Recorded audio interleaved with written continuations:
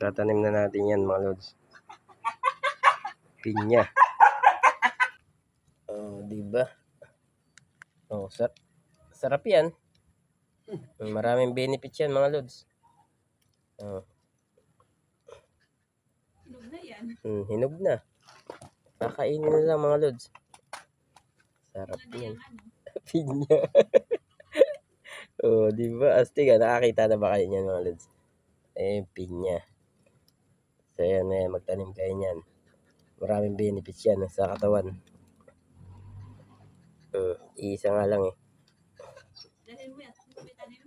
Sige, tatanim natin. Tatanim. Ang cute Gago.